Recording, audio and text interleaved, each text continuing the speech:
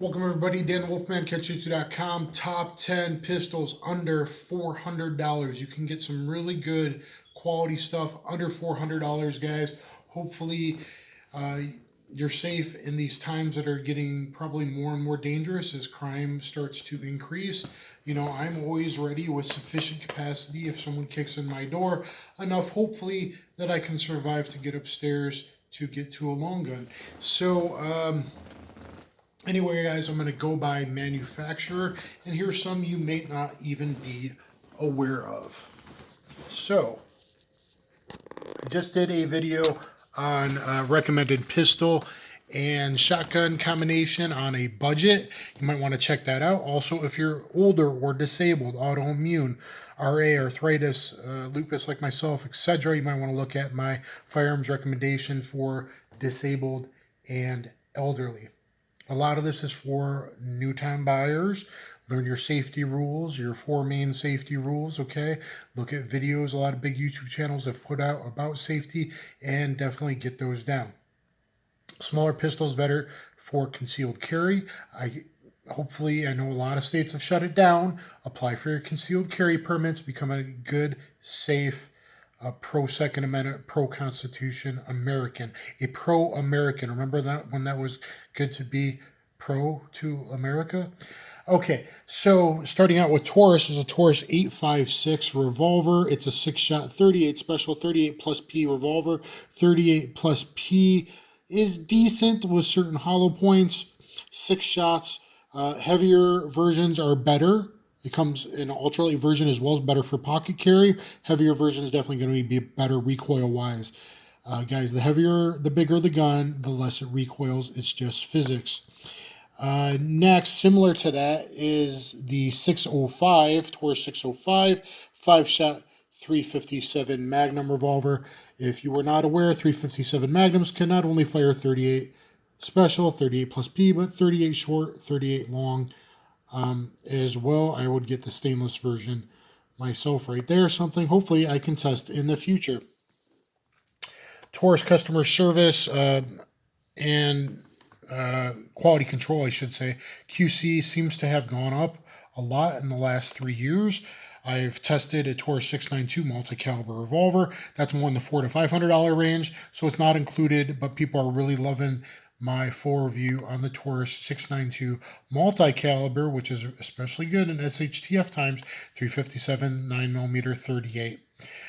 For pistols and budget pistols, the G2C is great, 12 plus 19mm. Still get a full grip on it. The size is like perfect, and I have XL hands. It's perfect size for concealed carry, and still could serve its purpose well for home defense. Bigger yet and better for home defense would be the G3. Has a improved, better trigger. They also have external safeties. A newbie shooter might like that, but a long stroke for a striker fired gun, which is more safe. A more double action striker type system, longer first shot trigger pull, and that's going to be safer for first time gun owners. Your brain, your trigger finger, those are the #1 safeties. Sticking in South America, Taurus is in Brazil and now in Georgia, big time in Georgia, is Bursa. A lot of people are not aware of Bursa, but I hope to get this to test someday. The TPR-9C, personally, it's a double action, single action with an external safety that also works as a decocker, has a very smooth double action pull and a very nice, short, crisp single action with a short reset, 13 plus 1 gun. This should be a great size to carry. Appendix for myself, as I like to switch to appendix carry to double action DASA revolvers, DAO striker, or DA revolvers. If you wanted the full-size version now, they're getting hard to find right now, but they do have the full-size version, 17 plus 1 as well. Next up would be Car. Car is made in New York, I believe. Yep, no, Rochester, Massachusetts. This is right there. Car, CW series, that's their budget series. But guys, these really are not budget firearms in my opinion. the CM series, it fits in your pocket. The CW series, lightweight, good for summer carry. If you want a little bit bigger, more capacity, CT series, though keep in mind, any of them could take the longer magazines. I have many videos on the CW45, a 6+145, but show that it works with ACK 7-round mags or 8-round ACK mags if you file a bit down. So very lightweight 8+145 in the CW45. Newer shooters stick to 9mm. It's a double action striker, very light, 5.5 pound, but long trigger stroke. So if you could get like a perfect revolver trigger, that's basically what a car trigger is. Though most revolver triggers are twice as heavy. Next up would be the Beretta APX. The prices on these have just dropped. They're a little too thick in the slide and kind of ugly turbulent look, but they have a great trigger, and there's some great deals on the Beretta APX now. Beretta customer service sucks. Beretta finishes on their pistols suck, but they make good pistols. So it's kind of weird there with Beretta. Look at my in-depth part 1 and part 2 reviews on the Beretta 92 and things to make it specifically your own, mods, etc. Next up, Rock Island. I have reviewed 2 of their new revolvers that are supposed to be coming out, but I'm sure that's being delayed right now. But if you wanted a good old 1911 45 AARP on a budget, I found one today. I just looked, $389. Another one for $402 I found online today.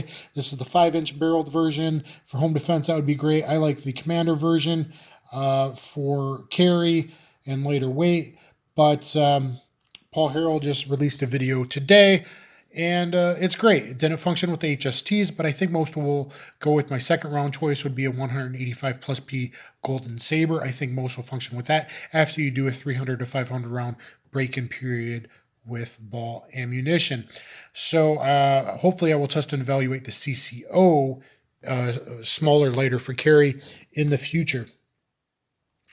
Next up from Smith & Wesson would be either for concealed carry. Lighter weight would be the Shield M20. I would get this version without the safety myself, and the tritium night sights would be the version that's harder to find that I would be looking for myself. Or more traditional double stack compact 15+1, the M&P 2.0 compact. No safety for me, thank you. LE version with night sights for me, thank you. If I could find it, there was a great deal a month ago. Had I needed another Striker Fire 9, I would have hopped on it. Kind of regret not doing it since I sold my 9C, but it's a great pistol with a nice, very light trigger pull for the money. More advanced on a light striker-fired trigger like that. That's not something I would really recommend for a brand new shooter that maybe can't get the training you should get in times like now. Next up would be the FN 509 or the FNS 9. I'm not even going to show the FNS 9. It was the earlier version, but has longer frame rails. You might prefer the FNS 9. I had the FNS 9. I sold it legally, by the way, government. And but the 509, there are still some good deals to be had on this, or the FNS 9 or the 9C, the 509, the 509 midsize. So basically 12+1, 15+1, or 17+1, depending on how long you want the grip. Fabric National, Belgium, basically makes a S-ton of our militaries and a lot of militaries, firearms, belt-fed machine guns, squad automatic weapons, etc. Next up, Walther. You know I love my Walther PPQs. I've never owned a PPS, but I've definitely checked it out many times and thought about getting a PPS, especially the M2 LE version. LE version would come with 3 mags instead of 2, 6, 7, and 8-round magazines. With the 8-round mag in there, it fits great in my hand. 8+1, probably good enough for home defense that way. Good enough for carry. 6+1 could be in your pocket. Probably 7+1 for me in my pocket and still draw fine. For a single stack, has a very good trigger, and it's not the lightest single stack, but that's actually better for most shooters. So instead of 18 ounces, it's more like 21.2 ounces, I believe, something around that. That's better for most shooters, a little less recoil probably. And guys, For shotguns, just throwing it out there, Mossberg 590 or 500, or cheaper, their Maverick version that's made just a few feet away over in Mexico, but is both but a great buy for the money. So guys, that pretty much covers it. I think I've named over 10 pistols under $400 that I would like to own myself, that I would trust my life to myself. And anyway, guys, I hope everyone out there is keeping safe and trying to figure out this madness out. And, you know, every American that's a law-abiding American, not like a lot of our politicians, especially ones in Virginia that are convicted felons and nasty-ass pedophiles. There's more than one in just one state in the government. Look him up. Or Beto, who doesn't want people to own guns because, you know, he's done break-into houses in the past. Yeah, people don't like people to own guns to defend themselves when they do things like break-ins and you know, over 40 years old and knocking up their 17-year-old interns and even worse stuff like that. So keep that in mind. Really, every law-abiding citizen should probably have a 9mm or 45 pistol in their house, if not others. They should all have a 12-gauge shotgun, and they should all have a 223 or 5.56 rifle. And then maybe something bigger, over 30 caliber for long-range shots with a scope, you know, for deer hunting and things like that, if need be. So, guys, anyway, I hope you enjoyed it. Please thumbs up, please share, please subscribe. Hopefully we can get back to the good democratic republic that we're supposed to be, and I will catch you on the flip side. Thank you, everybody.